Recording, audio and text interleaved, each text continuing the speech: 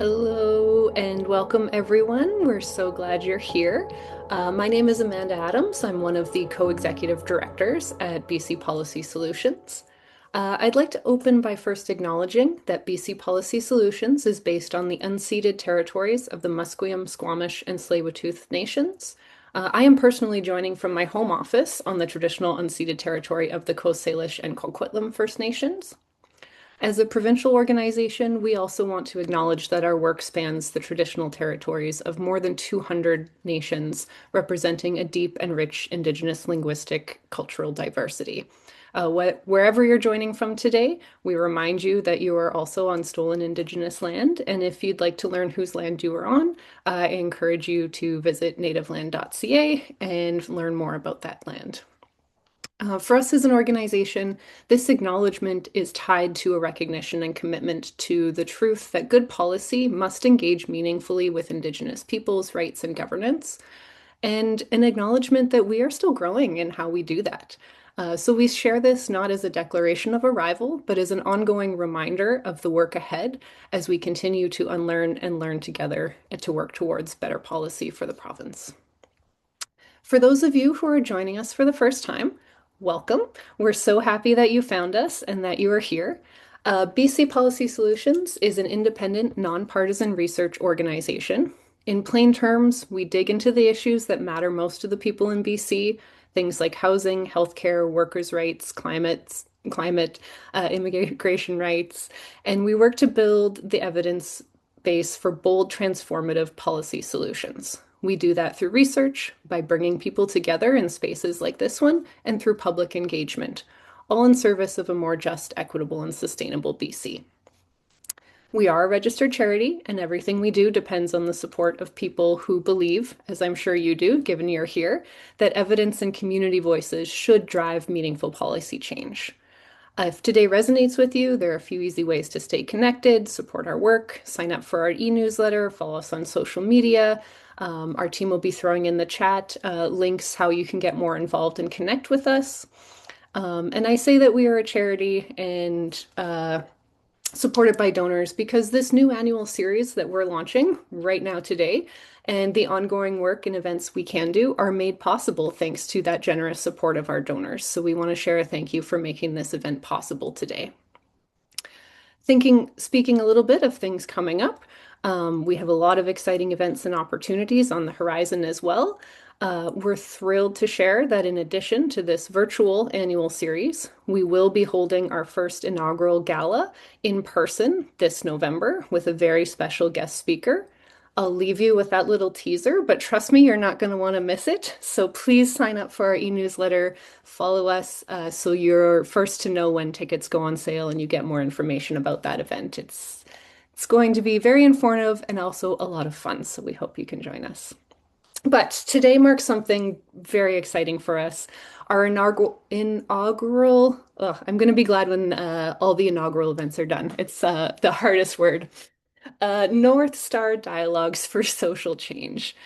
This is a new annual series we've created, again, thanks to support from our donors, to bring together experts, researchers, advocates, and community members to share insights and have real substantive conversations about some of the most pressing issues facing people in BC.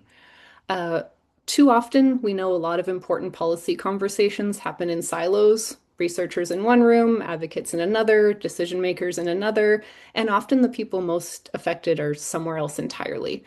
So with these dialogues, we hope to kind of start to change that, create a space where diverse voices can come together, challenge one another's thinking, and move toward a bolder, more grounded solution. And we hope this becomes a place that you will continue to return to with us year after year. I will pass it over to my co-executive director, Iglika, to speak a little bit more about this year's topic that will kick off our inaugural, got it that time, North Star Dialogue series. Thank you, Amanda. Good afternoon, everyone. It's great to see so many of you here for our North Star Dialogues for Social Change. My name is Iglika Ivanova, and I am the other co-executive director of BC Policy Solutions. I am also a co-director of the Understanding Precarity in BC project, a research and public engagement initiatives investigating precarious work and multidimensional precarity in our province. The project brings together 4 BC universities, 26 community-based organizations, and more than 80 academic and community researchers and collaborators, including some of our speakers today. So, the Understanding Precarity in BC project has been doing a lot of research on different aspects of precarity, and migrant justice has come up quite prominently in that work. Or rather than migrant justice, the actual injustices migrants experience in Canada every day. And you will hear about some of this research later on in the program. As you can tell by our shared leadership model, both for BC Policy Solutions and the Understanding Precarity in BC partnership, we here at BC Policy Solutions really believe that partnership and shared leadership are crucial to solving the complex problems we face today.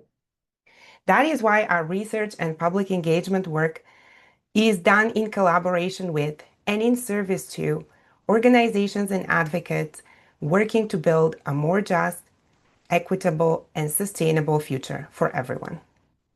Whether it's research on Canada's growing wealth inequality, on the living wage, on improving our healthcare system, strengthening workers' rights, or addressing the housing crisis, we do it collaboratively.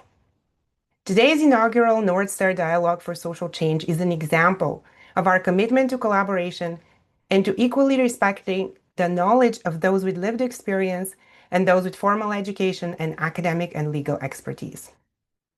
If this resonates with you, and if you have found our research and events useful, please support our work by donating today. You can donate using a link that my colleague is going to put in the chat. Thank you. It is now my honor to introduce our moderator for today, my colleague Veronique Sioufi. Veronique is a racial equity researcher at BC Policy Solutions.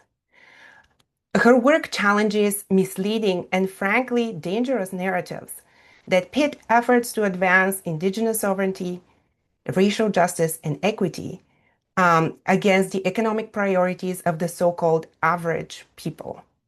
And these narratives continue to divide us and undermine our collective well-being. And some of these narratives are what we're going to be discussing here today. I can't think of a better person than Veronique to guide today's discussion. And I'm so excited that we're all have her as a moderator. Please welcome Veronique Sioufi. Thank you. That's a very generous introduction. We're here today because Canada's immigration system is in crisis. Over the past several years, federal policy has been swinging dramatically from, ambitious intake targets designed to fuel economic growth to then mass permit cancellations, slashed, or maybe we should say racially selective refugee admission spots, and the explicit scapegoating of migrants and international students for the housing and the affordability crisis. And what seems to remain constant across these, reversals is that underlying logic that we're treating migrants as instruments of the Canadian state, recruited when useful, abandoned when politically inconvenient, and never really extended the rights or dignity owed to them as human beings. So with this panel, we're hoping to challenge that logic. Canada's self-presentation as a welcoming nation, obscures its role in generating the very conditions through colonial extraction, trade agreements, imbalanced trade agreements, and imperial foreign policy that compel people to migrate here in the first place. So today we're asking, what are the foundational assumptions that structure Canada's immigration policy? Where do they come from? And what would it mean to govern migration ethically, not by managing bodies and balancing numbers, but by respecting dignity, honoring our obligations, and building genuine solidarity. And to have that conversation with us today, we have first Amanda Aziz, who is an immigration and refugee lawyer and a part-time staff lawyer with the Migrant Workers Center, which is a nonprofit organization dedicated to legal advocacy for migrant workers in BC. She's a longtime advocate for migrant justice and a co-chair of the Canadian Association of Refugee Lawyers Advocacy Committee and a former member of the Canadian Bar Association Provincial Executive. So she's actively involved with Vancouver's Sanctuary City movement, advocating for access to services for all, regardless of immigration status. Next, we have Byron Cruz. Byron is the organizer and outreach coordinator for the BC Federation of Labor's Occupational Health and Safety Center's Migrant Worker Program in Vancouver. He's also an active member of the Sanctuary Health Collective and Migrant Rights Network, a grassroots collective advocating for universal access to healthcare, education, and social services. And his passion to build a society rooted in equity, human rights, dignified working conditions, and high quality of life has led him to organize grassroots community efforts to ensure that these kind of essential needs of the people are met and services are provided. We also have with us today Jennifer Shaw, who is a cultural anthropologist, educator, and community-based researcher whose work explores migrant labor, transnational care, migration policy, and precarity in Canada. She works collaboratively with community partners on research grounded in storytelling, advocacy, public engagements, and she co-leads the Migrant Care Worker Precarity Project, which is a SSHRC-funded research study alongside the Vancouver Committee for Domestic Workers and Caregiver Rights. Jennifer is also the author of Tender Labor, which is a 2025 UBC Press book, which examines the labor and care responsibilities of migrant youth in transnational families. And we have with us, finally, Syed Hussain, who is the Executive Director of Migrant Workers Alliance for Change and a member of the Migrant Rights Network Secretariat. So the Migrant Workers Alliance for Change is Canada's largest membership-based organization, comprising over 30,000 migrants, ranging from farm workers and domestic workers to migrant students and undocumented people. And Hussain has spent over 15 years building power and winning change for migrants, including pioneering Canada's first sanctuary city policy, coordinating hunger strike actions in immigration detention, and influencing changes in medical inadmissibility laws. So I'll pass it to the panelists now to expand on these introductions I've offered.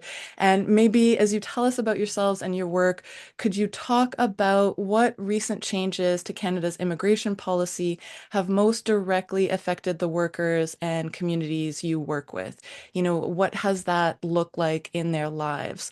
So maybe last to join, first to speak. I'll pass it to you first, Hussein. Oh, wow. I was hoping to be the last, but that's okay. Hi, everyone. Good afternoon. So, in terms of what I think, the most important thing that I think maybe people need to understand is because of the changes that Prime Minister Trudeau made, 2.3 million people have not been able to renew their study and work permits in Canada, which is to say that in 2025 and in 2026, on average of 3,000 people daily have not been able to renew their permits. These people are mostly leaving, and it is the largest, most expansive push out and exclusion of migrants in this country's history. We're talking about pushing out millions of people. Put this in a little bit in context, in Canada, many of us very much closely follow what's happening in the United States. The US is planning to force the so-called self-deportation of about 1 million people. Now, in Canada, it's doing the same. It's actually trying to push out 2.3 million people, but Canada is a tenth of the size of the United States. So this is equivalent to if the US was pushing out 20 million people, right? And what we have not seen is anywhere close to the kind of pushback, the kind of organizing, the kind of mobilizing. Like 3,000 of our neighbors, our friends, our community members, our co-workers are being forced to leave the country every day. But we have simply not reacted to the scale of this crisis. I'll speak more to kind of why this has happened and what the impacts of this is.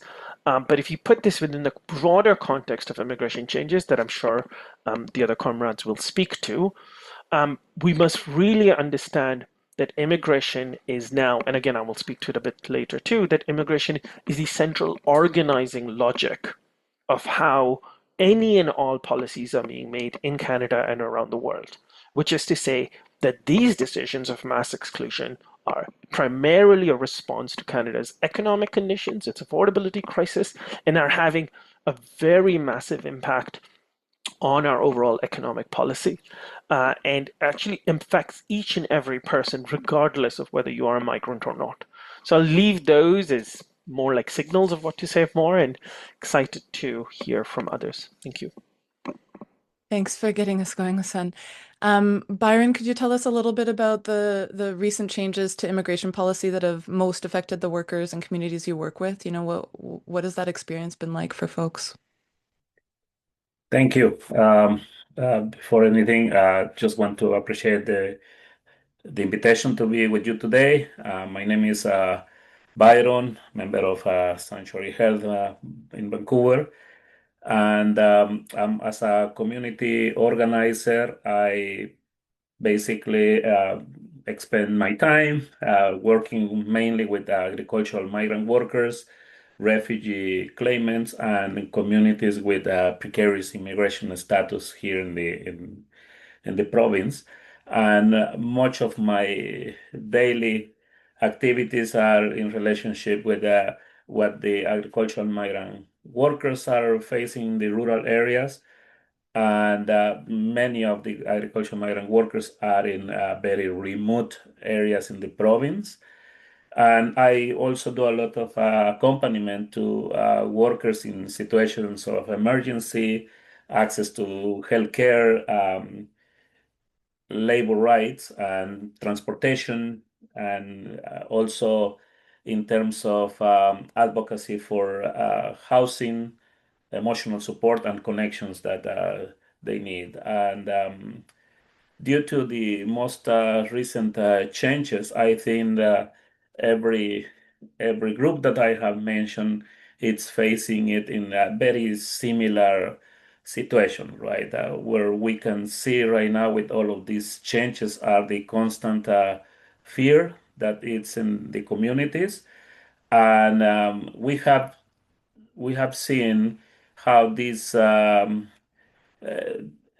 new immigration policies are creating, for example, a lot of barriers for agricultural migrant workers. For example, we have this week we had emergencies in remote areas, right, where workers have to leave the farm because the abuse that they are facing on the farms. In many occasions, they are left abandoned in the remote areas. And then, well, we can support them in the way that we can uh, check if the worker has a way to apply for an open work permit. But with the new immigration law, there is a lot of power on this Canada Border Service Agency. They can cancel working permits, right? Then no one is safe. Even those who have working permits are not safe with these anti-immigrant laws, right? And then the same situation that you have seen with refugee claimants right now, with new rules regarding their access to healthcare um, being nominated as a co-payment, like they had to pay for treatments and things like that. We are already experiencing a lack of access to many of the treatments that people with precarious immigration have. You have seen in the media also the case of Francisco. I'm saying this public because it's public that he has been having lack of access to cancer treatment since a few years ago. The cancer is growing in his body with no near solution to it, no near access to it. And there's a lot of also fear in terms of people having like this issue with the working permits, families being separated. The fear is constant, and people are not denouncing their abuses because they are afraid of being deported. Thank you. Thank you, Byron. And Jennifer, I think you work with migrant care workers. Are some of these changes affecting those workers as well? Yeah, thank you so much for having me, first of all. I also notice people in attendance whose work I really admire, and hello to all the other panelists doing important work. Yeah, so I am here as part of the Migrant Care Worker Precarity Project. I'm one of many who have been working as part of this research and political advocacy project for the last 4 years. Our team was convened by Senin Bagan, who is a co-founder and a steering committee member for the Vancouver Committee for Domestic Workers and Caregivers' Rights. And together we work to make research and the resources available to researchers meaningful for activism, migrant justice, and political advocacy. And so the project was created because migrant care workers, who are overwhelmingly women from countries of the global south, are essential to Canada's care economy, but as many of us know, continue to work and live in deep insecurity and have only been made more precarious under recent changes, ongoing issues, but also recent changes that have compounded their insecurity and precarity over the last 10 years, and most recently with the non-reopening of the home care worker immigration pilots. Just as a bit more background, we've conducted analysis of 28, actually 30 now, access to information requests that have produced for us over 1,000 pages of federal documentation, primarily from Immigration, Refugees, and Citizenship Canada, concerning what's happening internally for them, both in terms of statistics and communications around care worker programs. Because we're curious. We hear a lot from care workers through our research and through advocacy work that care workers are experiencing so much uncertainty around when the promise of PR will come to fruition for them. But increasingly, that promise feels and is experienced as out of reach. We also did in-depth interviews, focus groups, and we have piloted a survey to document the working conditions, health impacts, family separation, and barriers to permanent residence, and those evolving barriers to permanent residence as the federal government continues to launch and then change pilot programs for care workers as they are aiming towards permanent residence. We shared our findings through a few avenues: public reports, publications, national media, policy meetings with IRCC, policymakers, and others. And what we found is deeply troubling. Canada continues to depend on migrant care workers while systematically delaying or denying them the stability that they were initially promised as part of the lure of coming to Canada. Just briefly, and I know we'll get into this more as we go, but we highlight 4 sort of urgent findings that relate to the recent changes. So first, IRCC has paused the home care worker immigration pilot pathway, which opened March 31st, 2025. They decided to not reopen that portal to permanent residents this year. It was supposed to open on March 31st, 2026, but they decided not to. Which leaves care workers who have that as their only means to actualize the promise of PR without any means at all, and an uncertainty around when they'll be able to submit their PR applications.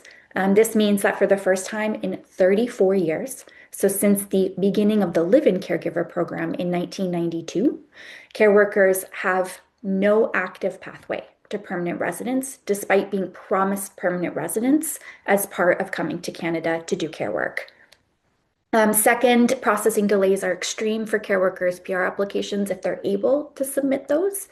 Care workers face waits of 24 to 70 months, 70, up to 500% longer than internal IRCC targets, which are about 6 to 12 months. More than 30,000 applications remain stuck in IRCC's inventory. This includes primary applicants, so workers presently in Canada, as well as their dependent children or dependent family members, including their children who live apart from each other while they await for this uncertain and inordinate amount of time for IRCC to make a determination on the care workers' PR. Third, this uncertainty is harming workers and families. Care workers are struggling with stress, health inequities, and fear of losing status, and some have lost status because of the changes in the pilot programs for care workers and the inaccessibility of the PR application process. As mentioned, many are separated from their own children. Many are mothers. Many are separated from their own children whose eligibility is threatened as they age out of the dependent category, which is age 22, during the delays that care workers have no control over. And fourth, there's a serious lack of transparency. We make access to information requests to IRCC often, and we have waited sometimes as long as a year to receive a reply from them, which means that there is a lack of information accessible to researchers. And IRCC themselves seem to be failing to effectively evaluate pilot programs which are supposed to be for the purposes of evaluating a program to make it better in its next iteration. I'm happy to share more as we go, but that's a little bit of sort of what we found, what we're working at, and how care workers are affected in this moment. Thank you, Jennifer. And I'll ask you, Amanda, is this sounding like what you encounter in your work? What are the changes that have been affecting the people that you work with the most? Thank you so much, Veronique, and thank you for my panelists also for outlining a lot of the things that I think have also been impacting the work that we've been doing. So like you said in the beginning, I'm here with the Migrant Workers Center and also as an immigration and refugee lawyer. And our organization provides legal support to migrant workers, both at with respect to their immigration issues and also with their employment issues.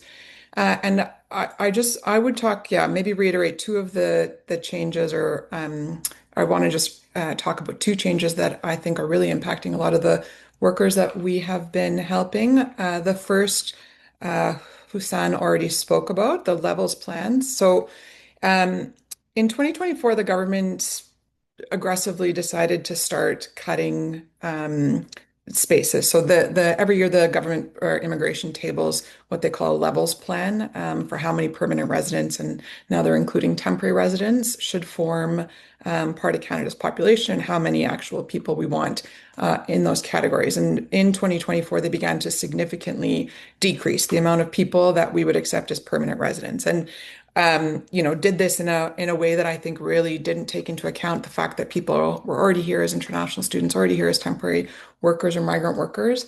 And so, as you've heard, the consequence of those significant reductions that happened without notice has been very, very extreme. And from our perspective and the work that we're doing, we've been seeing that migrant workers have found it very, very difficult to renew their work authorization in Canada, and as a result are falling prey to a lot of fraudulent and horribly, dishonest representatives, agents, recruiters who are charging money to, promise workers that they're able to help them get new work permits.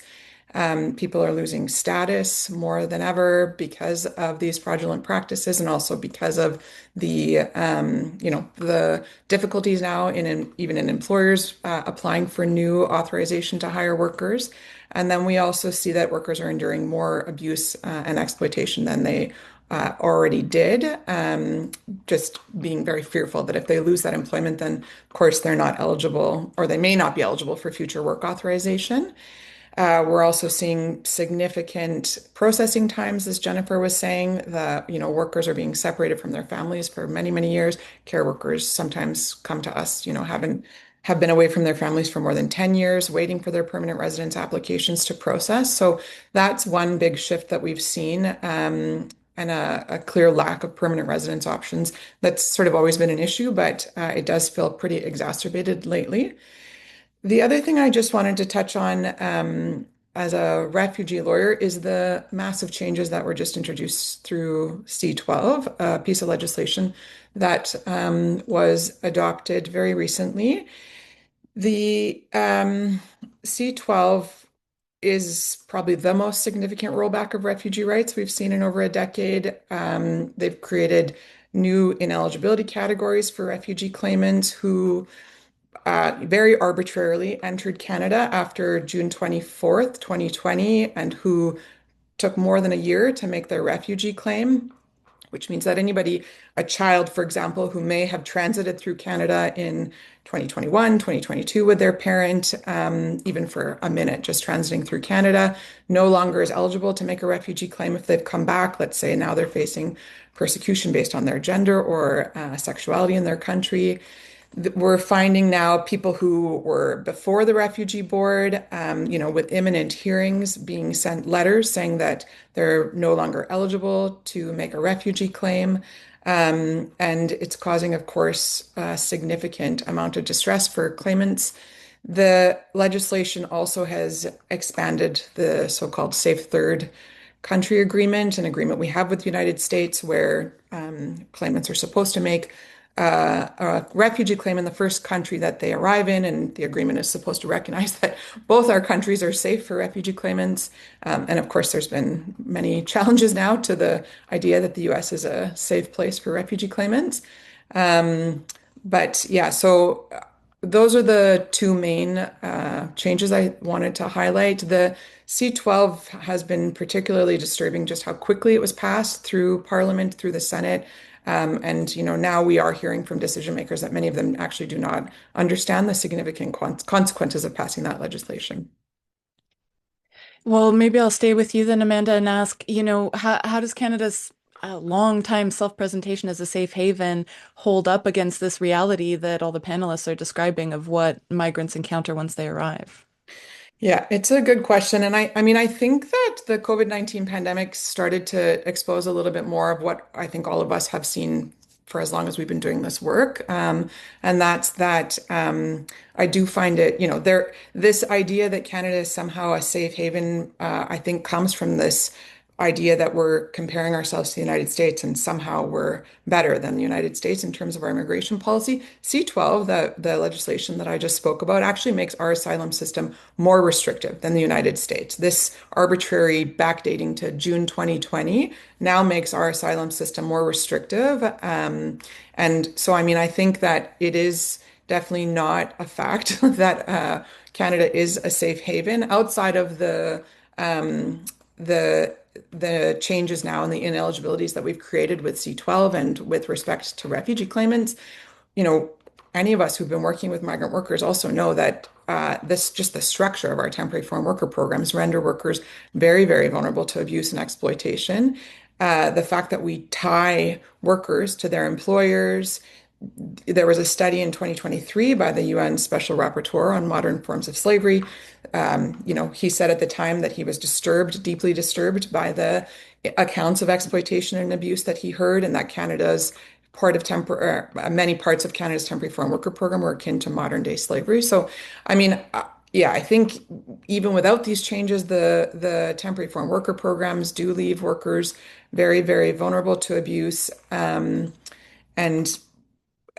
the other thing I would say is we also see the same kinds of raids.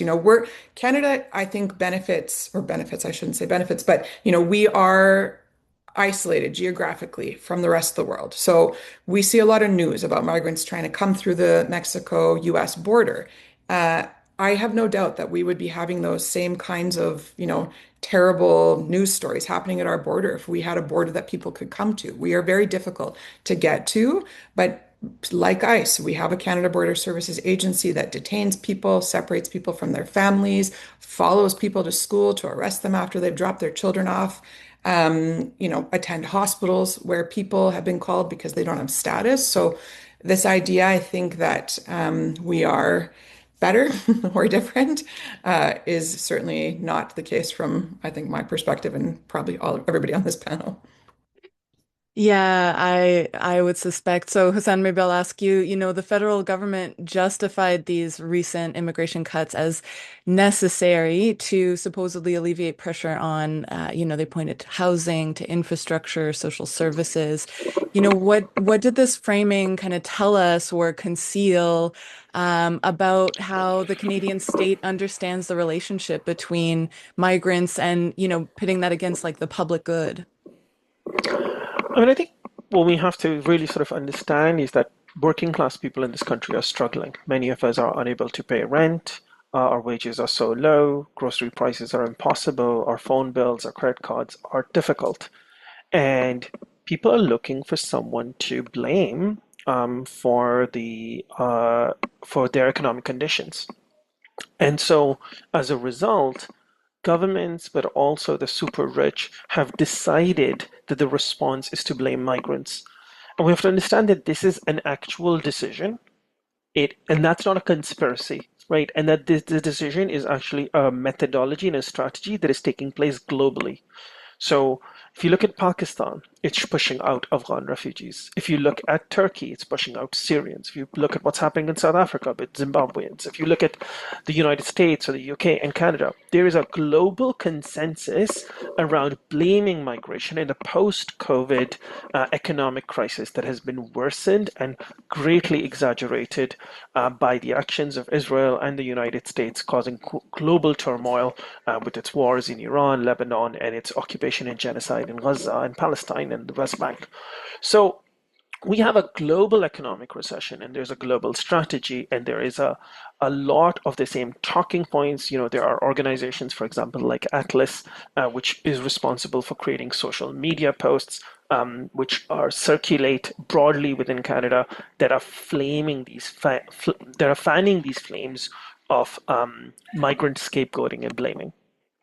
So once we understand that this is a strategy and the strategy is a response to recession and that there is billions of dollars that are being poured in, and we can look at, for example, recently Tim Hortons putting out a press release saying that it will choose so-called local workers over migrant workers, and remembering that Tim Hortons is one of Canada's largest lobby voices against increases to the minimum wage.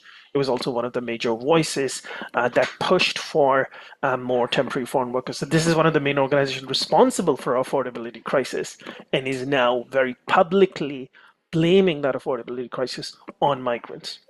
And this is just happening in BC, as you can see. Premier Eby has been brought into this process where he has been blaming what's happening in terms of exploitation of seniors onto migrants and refugees, and actually coming out in support of Bill C-12 that Amanda just spoke about. So it is a global process. It has local implications. Corporations are involved in so-called progressives like the NDP in BC. I'm not sure anybody's still calling them progressive, but if you are, they too are part of this same process.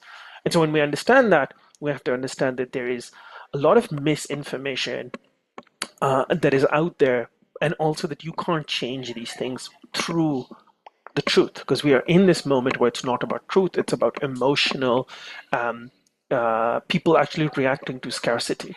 I also want to be very clear that a lot of progressives have been brought into this. So, we might say things like, oh, the problem is not immigrants, it's the government who let in all these migrants in and didn't provide them services. So we need to pause and let the system catch up. And that's actually the same logic. The logic is that migrants are net takers. They're responsible for the housing crisis. They're responsible for the healthcare crisis. So it's a complete inversion of the truth. And the truth is this.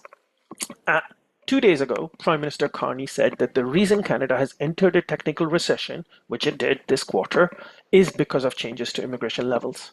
Because when you push out 2.3 million people, those 2.3 million people pay taxes, they consume, and they produce.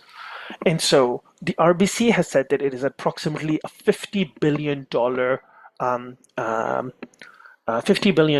gap to the public purse. So tax revenue will go down by $50 billion. Just to give you a sense of how big $50 billion is, the entire city of Toronto budget, it's the largest city in the country, its annual budget is $18 billion. Another way to think about it is that the entire savings that Canada is doing by a 15% reduction in its federal public services, the massive austerity project, what's his name? Carney, sorry, is pushing forward, is going to save the country $60 billion.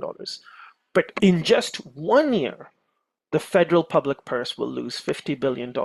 And that was under the numbers that were previously announced, okay? So here's what's happening. We have an affordability crisis and an economic recession. Migrants are blamed for it. As a result, migrants are pushed out. As a result, the economy worsens, okay? But people still believe that migrants are responsible, so they will call for more migrants to be pushed out, which will create increased racism. More migrants pushed out, the economy worsens. It is a cycle, and the cycle has to be systematically broken. If you look at the United Kingdom in the post-Brexit moment, they've been going through this cycle in waves, to the point that it doesn't matter who's in government. The economy keeps tanking. it's one of the lowest GDP in the world, and these people colonized all of us. So, and now they're pushing out migrants. So we have to be very clear about the path Canada is on. We have to be very clear about how housing and affordability works. And so we have to push forward two main strategies, I believe. One is we need to take on directly working class issues. That's one. And the second, every progressive needs to understand that immigration is the organizing logic of the question. You want more improvements to gender justice, to climate justice, to housing rights, to labor issues. You can't deal with that without dealing with the question of migration, because migration is being used to carve every other issue.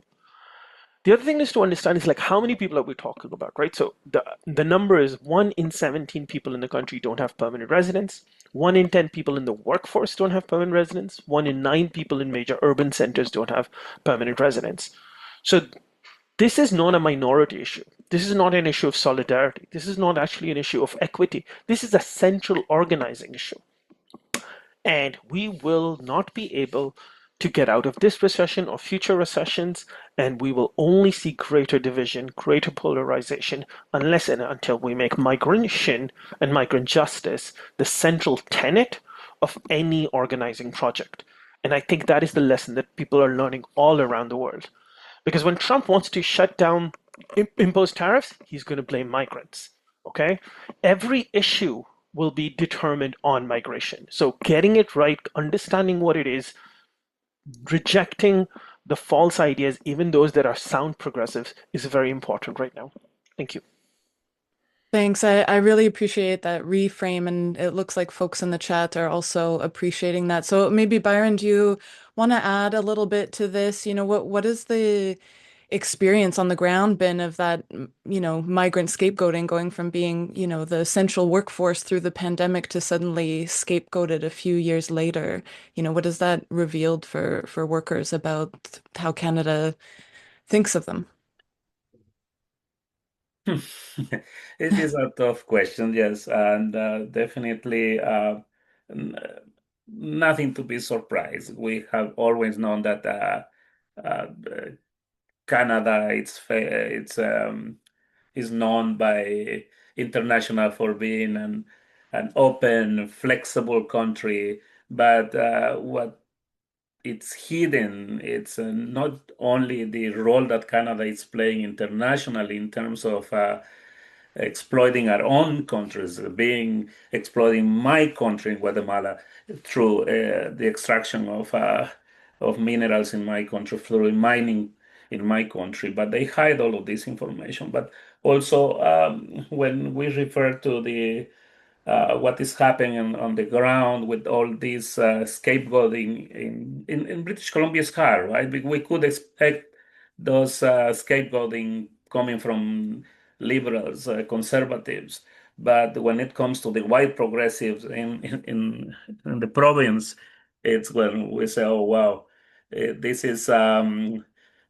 This is the time when the workers were feeling okay. We contributed a lot during the COVID in terms of never stop working in the construction, never stop working in the farms. The food security of Canada relied on the agricultural migrant workers. The care of the elder, the care of the kids relied on the care workers, and um, and in general, this has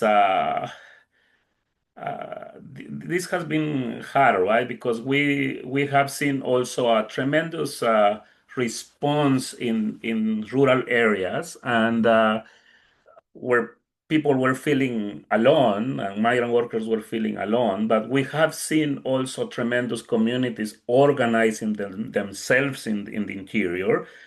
We have seen communities welcoming migrant workers in the communities, and we have seen communities being also public about the role of migrant workers, right?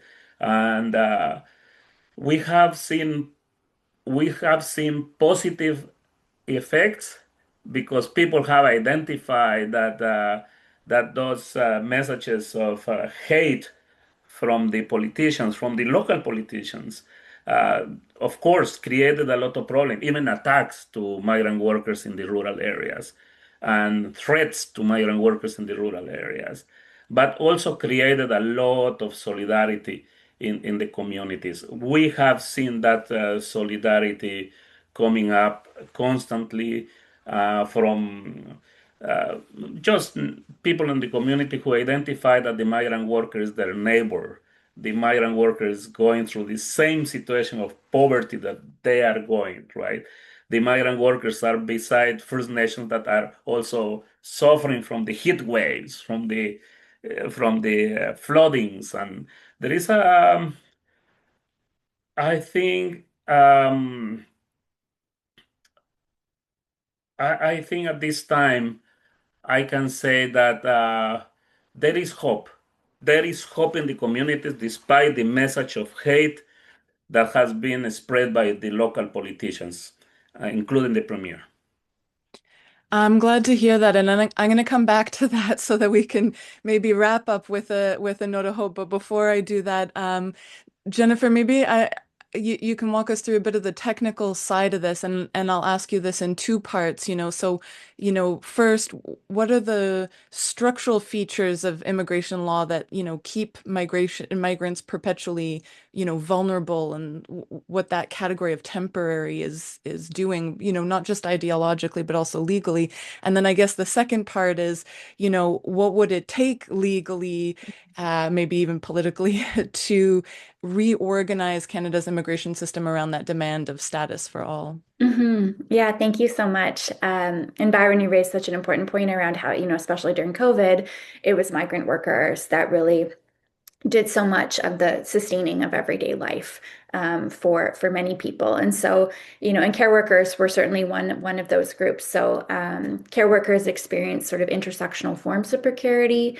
Precarity is racialized women working in devalued care jobs, care work being a very feminized and often regarded very problematically as low skilled work. And as migrant workers, they navigate restrictive immigration policies.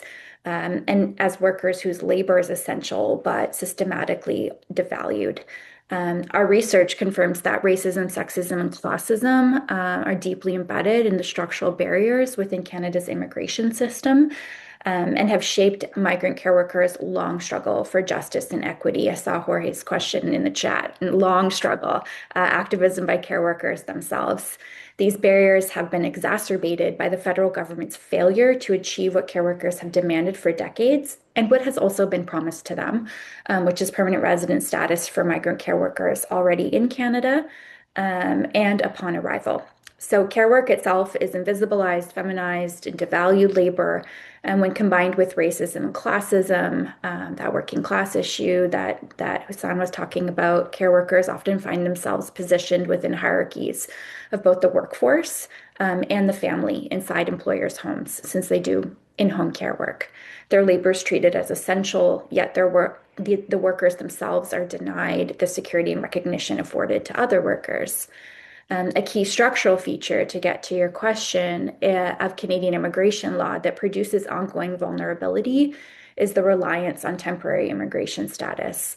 Temporary work permits, as Amanda mentioned, ties workers to their employment in order to stay in Canada, making their legal status highly dependent on maintaining their job and makes for conditions ripe for worker exploitation. This creates significant barriers to exercising workplace rights and workers' rights, reporting abuse or challenging exploitative conditions, since that temporary status holds them into in these sites and places of precarity. It also contributes to blurred boundaries between work time and personal time, particularly for workers who live in their employers' homes, which we found are the majority of respondents in our recent survey. The category of temporary functions both legally and ideologically. Legally, it restricts workers' rights and access to security by making their presence conditional and revocable, and increasingly so with C-12. Ideologically, it frames migrant workers as labor to be used rather than as community members entitled to full inclusion. This is especially striking in the care sector, where the work itself is permanent and essential. Since the existence of the settler state of Canada, we have always relied on migrant women predominantly to do care work and to fill our gaps in care. Yet the workers who perform this care work are repeatedly treated as temporary and disposable. In fact, one of the central motivations behind our research is to understand why, despite the recognized and ongoing need for care work in Canada, the federal government, in its various forms and iterations, has been so reluctant to grant the promised permanent resident status to these workers who provide that care. For decades, care workers have filled these critical gaps in our care economy, but their pathways to PR have remained uncertain, delayed, and frequently subject to quickly changing and often unexpectedly changing policies that leave some behind, unable to meet those changing requirements, and sometimes perpetually on a cycle of renewing work permits or even falling out of status completely. Even when pathways to PR have been introduced through pilot programs, which these pilots have been in existence since the closure of the Living Caregiver program in 2014, they've often been plagued with barriers and administrative problems, a huge inventory of PR applications that IRCC says, it can't deal with or doesn't know how to deal with or is going to deal with. And in some cases, these programs have been scaled back with caps and subcaps or removed, as in the case of the not opening of the home care worker immigration pilot this last March. The discourse that care workers are part of the family, further complicates these dynamics as it obscures the reality that the family is also the employer, to whom the worker must report and to whom and with whom they must live. And it masks the unequal power relations and blurs employers' responsibilities as duty bearers towards workers in their homes. At the same time, it's important to remember that migrant care workers have families of their own, as we've already mentioned. Many support family members through remittances, endure years of separation while pursuing the promise of PR. Until care workers obtain this permanent resident status, they experience prolonged family separation, and as I mentioned earlier, run the risk of their children aging out of the dependent category entirely and losing that possibility of family reunification that they were expecting and hoping for. So Canada has long recruited care workers, as I mentioned, to address labor shortages and care needs. What has historically distinguished Canada as a destination country is our promise of PR. That has made us distinct. Yet our research shows that while this promise has been repeatedly made, it has too often not been fulfilled. And the result is that care workers remain trapped in these prolonged states of uncertainty, vulnerable to labor exploitation, at risk of losing status and separated from their own families. Lastly, I'll just say that ultimately the contradiction at the heart of Canada's immigration framework is that care work is recognized as essential and permanent, while care workers themselves continue to be treated as temporary. This contradiction is not accidental. It reflects broader structures of racism, sexism, and classism that continue to shape immigration policy and limit care workers' access to justice, equity, and full belonging in Canada that they have been promised and that they have long been fighting for. Thank you, Jennifer. And maybe I'll take this similar question to you, Amanda. For that core demand of status for all, what would it actually take legally? Maybe you can give us your legal expertise to reorganize Canada's immigration system around that principle. What are the obstacles? I think it's just been, I think, just to reiterate, I think, and really agree with what Hassan was saying, like it has really been an intentional shift to, this scapegoating that it's very difficult even to get the minister herself to engage with people around what is the sort of end game here with respect to what the department is doing. Not that long ago, we were talking about mass regularization programs in Canada. It's not unheard of. There was a lot of support, I think a broad amount of support for regularizing, our neighbors, our care workers, people who work in healthcare. These are people who are part of our communities who, for one reason or another, have fallen out of status. So it is not actually a difficult task for the government. They're constantly making changes, overnight and pulling the rug from under people, which of course is a concern. But In 2021 or in 2020, I think there were programs that were introduced to try to regularize the status of people working on the front lines during the COVID-19 pandemic, recognizing that, people who were in the refugee determination process and also working in health facilities had made such a contribution, putting their own lives at risk, working, on Canadians' behalf. There was a program for what was referred to as the Guardian Angels program in the Greater Toronto area. There was a small program for construction workers that were out of status, and there's lots of criticism, I think, of that program. But the fact remains that it's not unusual for us to have these kinds of programs and to recognize that actually, if we're regularizing the status of all workers, including undocumented workers, that in fact will raise the floor of labor protections for everybody. Like the fact that we've got this very vulnerable class of workers who are constantly threatened with deportation or with, not being able to access their right by their employers really does drive down wages for everybody. So, yeah, in terms of what can be done, it can be done very simply by just political will, and it is really frustrating to hear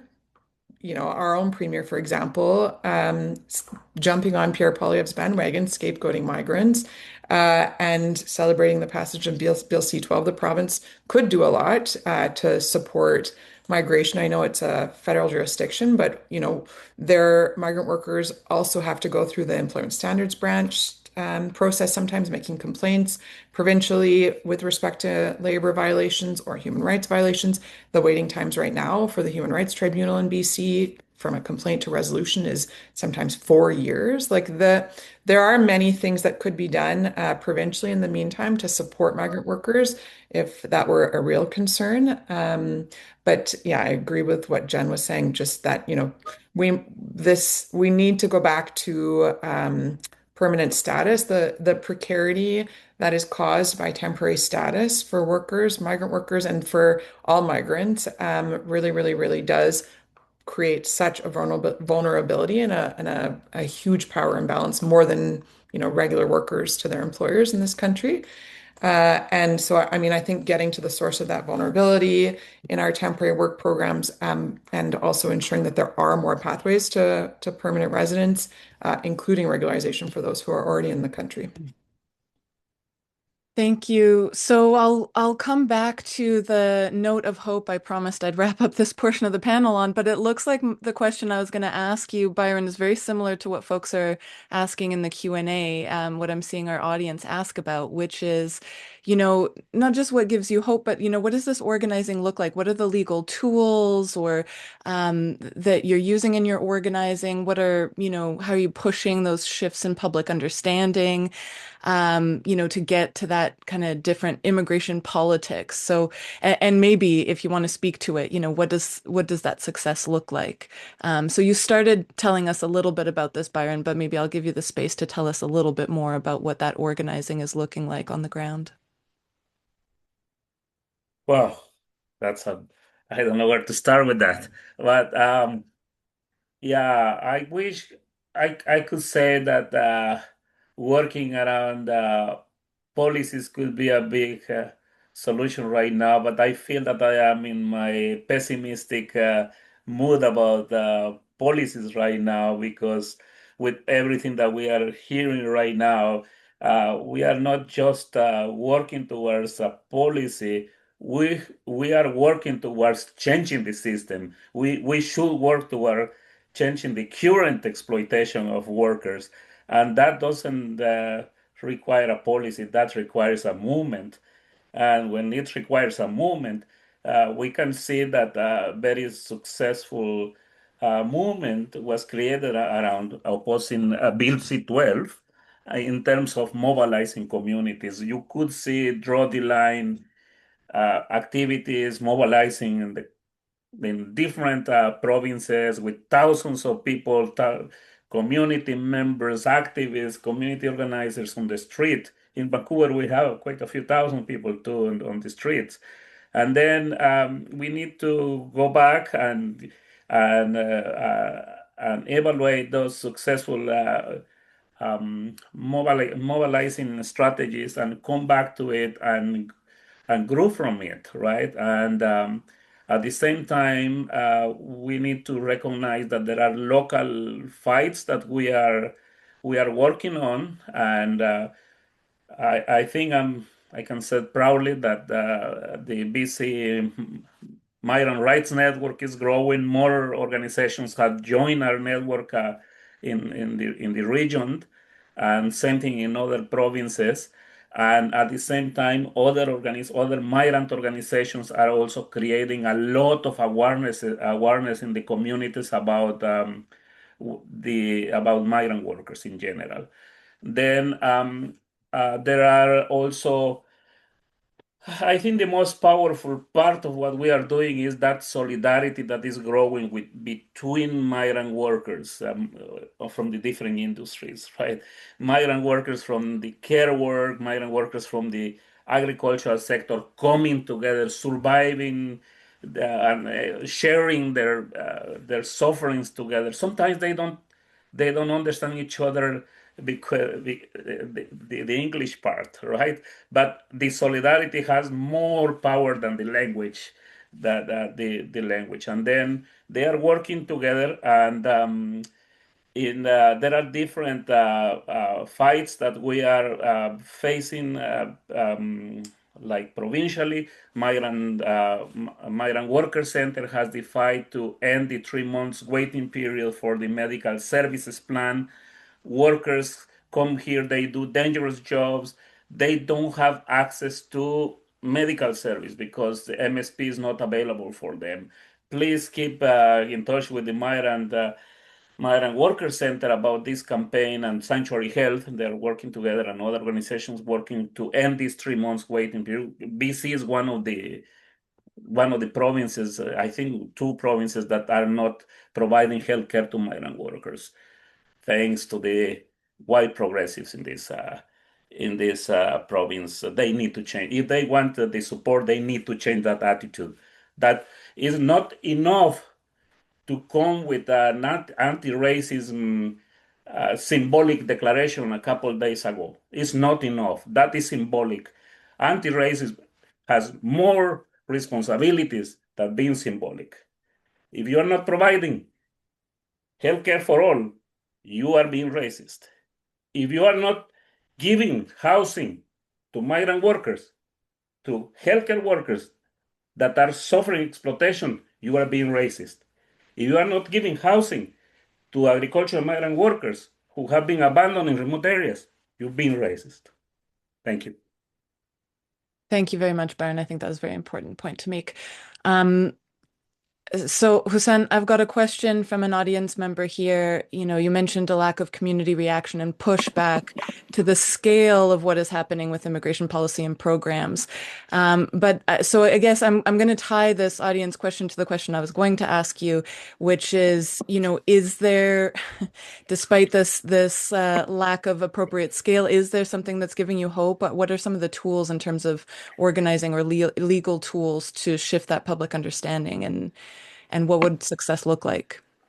I mean, I think Byron really articulated very clearly sort of all of the strategies: building links between migrants, building links between migrants and progressive movements, building power regardless of policy change, taking on provincial as well as federal fights.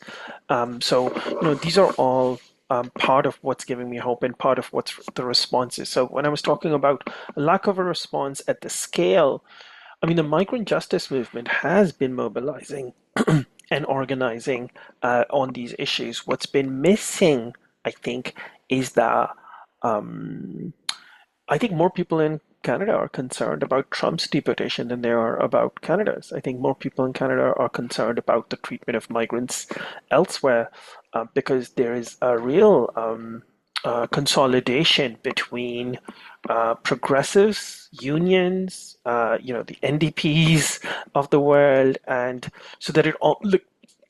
So there's a organized disinformation campaign that is being run that allows for this level of abuse and violence. Again, millions of people being effectively deported, plus, of course, the massive increase in deportation. The passing of like the kind of just like denying healthcare to refugees. I mean, it has so little money that they're going to save with that. It's just completely organized around mass exclusion. So, but in terms of what's giving me hope, I mean, I think, as Byron mentioned, what we are trying to do is build the migrant rights network to organize the migrant section of the working class. You know, we are, in my work, for example, migrant farm workers, as we enter into a heat cycle yet again, are organizing to put air conditions in their homes. We are working to get fighting bad bosses. We're like, regardless of what the policy infrastructure is, if we migrants are at the choke points, right? You cannot have food in this country without migrants. You cannot have care in this country without migrants. And without food and care, you cannot have anybody. Everything collapses. And so we are building our power in the migrant section. And I think what I would say to others is that it is essential to organize other sections of the working class, right? We need tenant organizations, we need labor unions, we need student movements. It is not possible to take this on as an individual issue. It is a collective issue. And power cannot, like, a single person can't do anything, but an organized movement of people, coordinated, can do everything. And I think we need to move away from individual action to collective action, because only if there are organizations can we have conversations between us. It's not we are organizing the migrant section of the working class. What we need is others to organize themselves so we can have a conversation. Like, for example, if you talk about where is the national movement on any issue, for example, where is the equivalent body for us to speak to on housing rights, because there isn't on so many other issues, women's issues, even national indigenous rights organizations that are actually representative of a base, so are being built. So what we need is a movement-wide response. That's all I'll say. Thank you. Thank you. And I know, Jennifer, you're kind of doing like research activism in a way, and you use an interesting tool in your work, which is FOIs. I wonder if you could tell, this is something that is in theory accessible to everybody, although, not an obvious approach to activism. But can you tell us a little bit about how you use FOIs? Sure. Yeah, I will not take credit for that part of the work. My amazing colleague, Alicia Massey at BC Federation of Labor, she does our FOI requests and she has taught us how to do them. And it is a great research strategy. So she has submitted our 30 ATIP requests or access to information requests. And we often have to wait quite a while to receive a response. But what we've received through those are numbers in terms of care worker applications, PR applications waiting in inventory. We have received how that backlog has changed, or actually not really changed, over the last little while. We have received internal communications and guidelines around IRCC's internal timeframes for um, um, evaluating those PR applications, assessing those PR applications, which has allowed us to make a really important observation and argument back to policymakers around how they're failing to meet their own targets, and what are they going to do about that. We've also received information communications around the various changes that have happened through the pilot programs, why those changes have been made, the implementations of caps and subcaps, which have been very arduous and complicated for care workers to navigate as their pathways to PR become increasingly more fragmented. They have to consider what fragment, and when they're able to submit their PR application.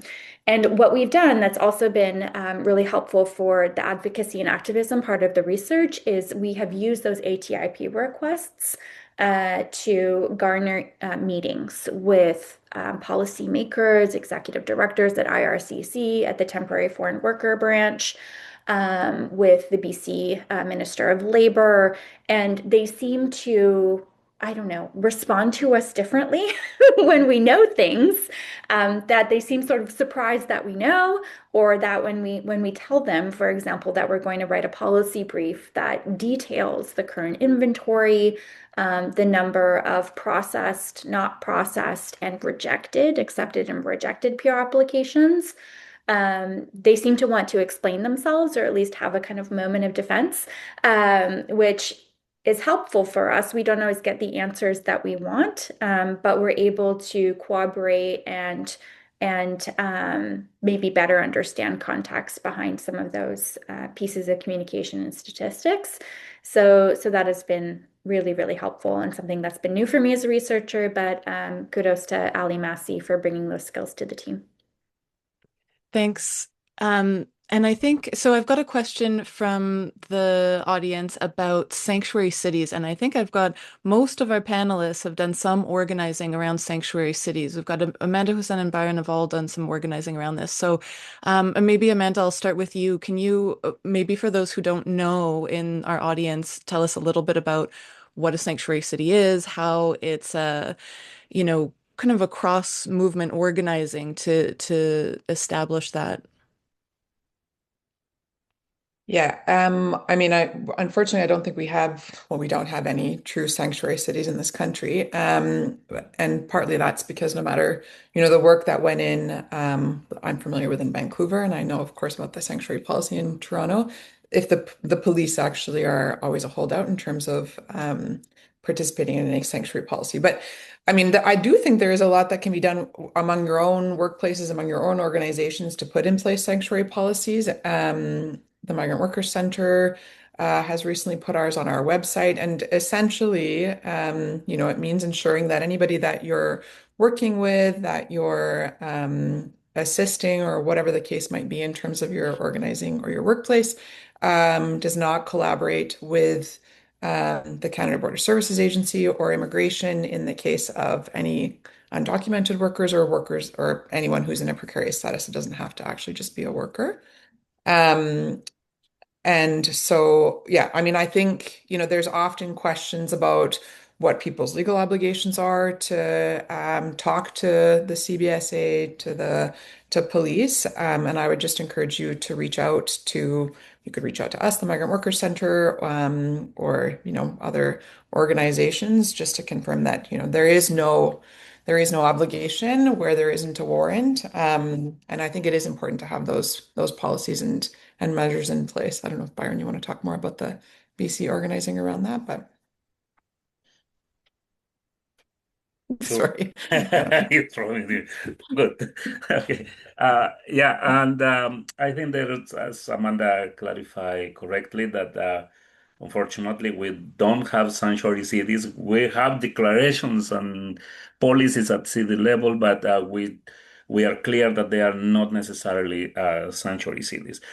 Sanctuary cities in the states have been served as an important tools of resistance towards what the administration, the racist administration, is doing to migrants in United States, and in Canada, and specifically in British Columbia, we have been working in terms of uh, with local or governments in terms of policies.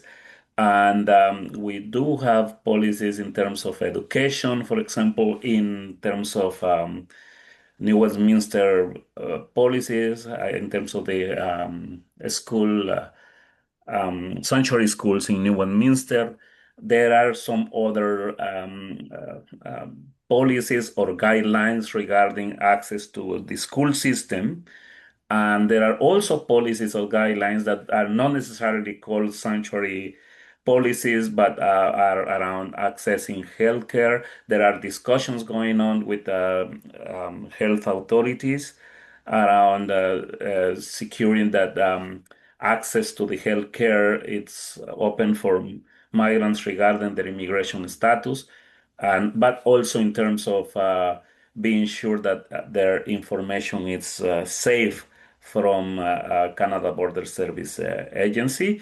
And there is a lot of movement around accessing schools and in in British Columbia. Unfortunately, the provincial government has not played a good role in being sure that access to healthcare and education is available. Then we have it will take quite a few years to be able to create policies provincial level. Thank you.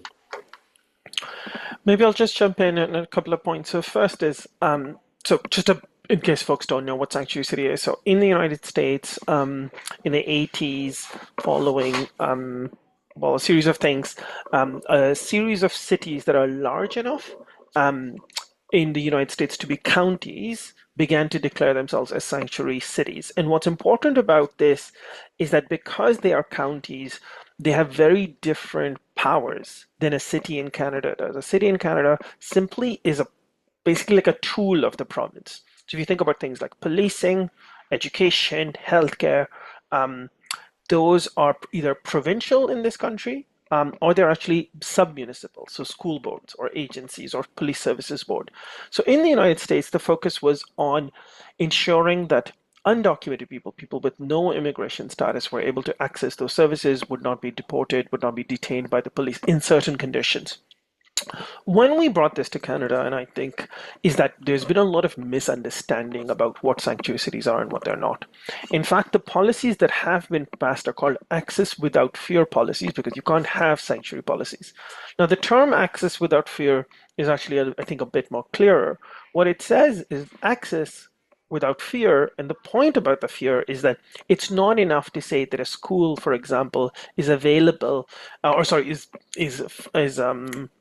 legally is okay to admit undocumented students. Because if a parent or non-documented parent walks in and they're given a form, and on the form is then it says, give us your address, right? And if they're scared about sharing their address with any government authority, they're just going to walk out. If you walk into a school like happens now in Toronto, they're told actually you can't admit your child here. You must go to the central office. And they don't explain what's happening in the central office, and they might be scared. They will not admit their child. So the issue is we need to have access, and the access should be without fear. And fear is way more complex than just policy changes. So that's what's been happening. And so the other part, of course, is that in Canada, there are, as compared to undocumented people in the US, there are way more people on temporary work and study permits. There are 500,000 undocumented people and approximately 2.3 to 2.7 million people on temporary permits. And there are some very different policies that are in place for undocumented people versus migrants. So our strategy here has to be different. And so some of the strategies at the sub-municipal level, so school boards, as Byron was speaking about, some of it is provincial, so access to healthcare, policing, etc. And we don't have any province in this country that is willing to make enough of changes. So this, but the other part of sanctuary city, and I think this is how Amanda was speaking about it, is how can you make any individual space safe for migrants, whether they're undocumented or not, and what kind of policy changes can you make? And I think in part, it depends, right? So if you are a food bank, are you ensuring that undocumented people are able to access that food bank?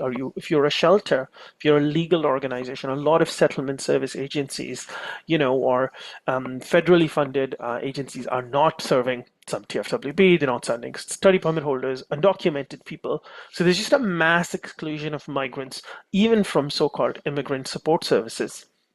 And that has been happening for decades now at this point.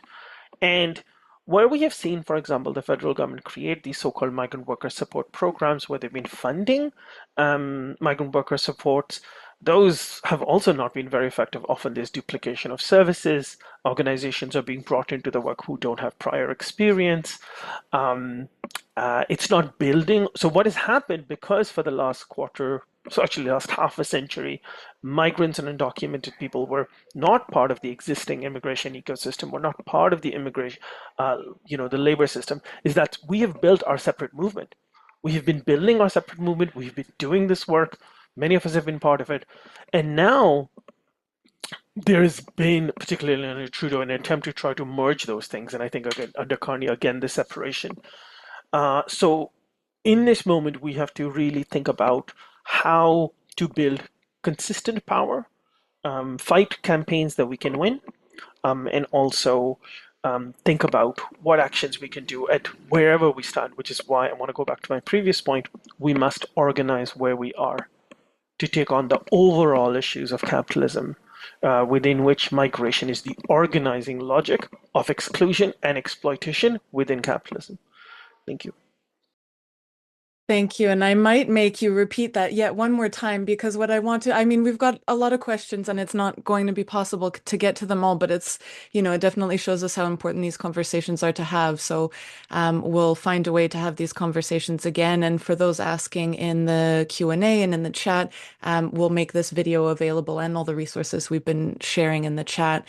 But I just wanted to save some time at the end of this conversation to give each of you a couple minutes to, first of all, tie together your final thoughts, but mostly for a call to action. What are the ways that anybody listening today or watching this video later can get involved immediately, can do some of that organizing that you've been pointing to, Hussein? So maybe I'll start with you, Jennifer, and then we'll move through the panel.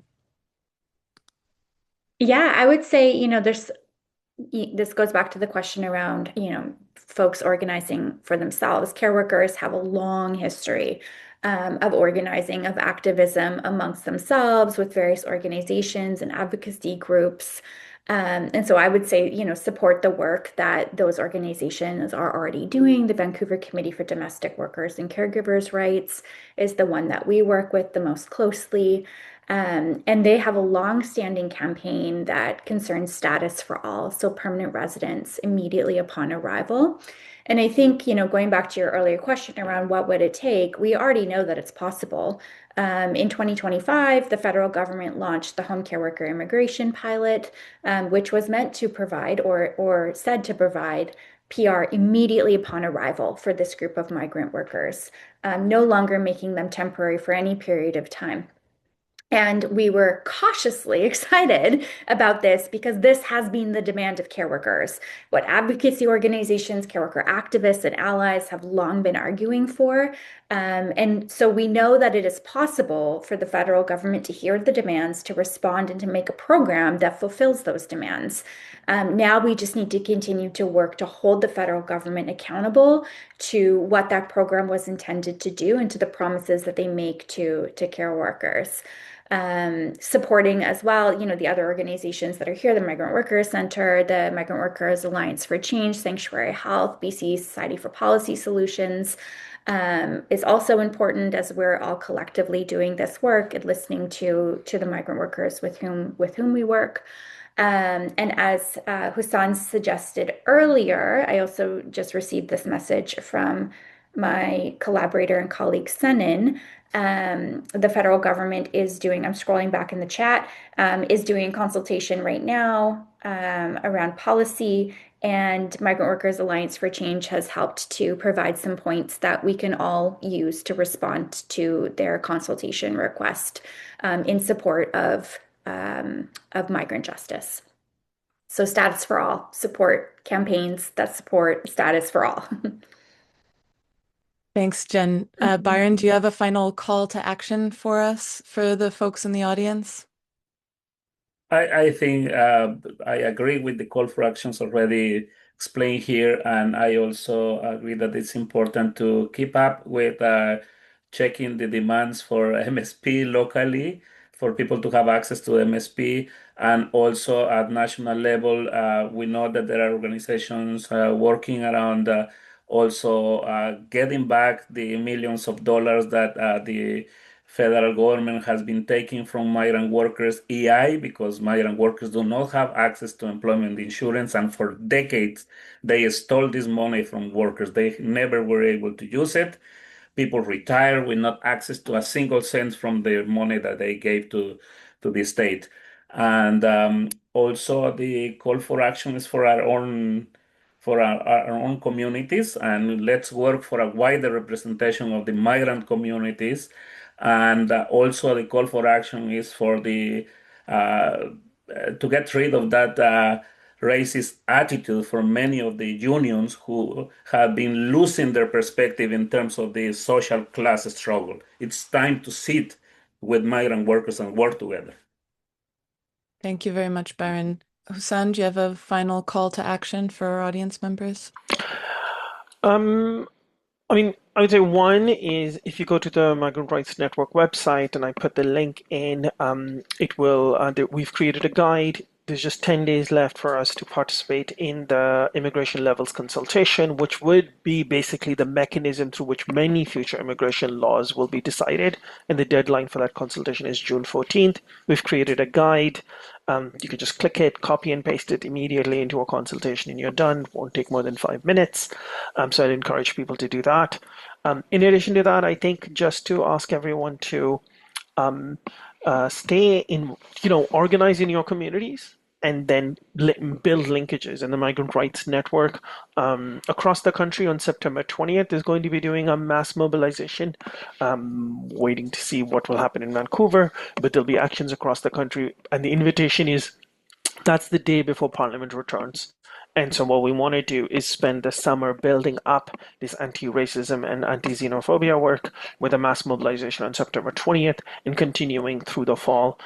Because as I said, the future of everything is at stake, right? The kind of economic recession that is happening as a result of this mass expulsion is about to get way worse. And when we see massive economic crisis, accompanied by disinformation and polarization, we are creating the conditions for fascism.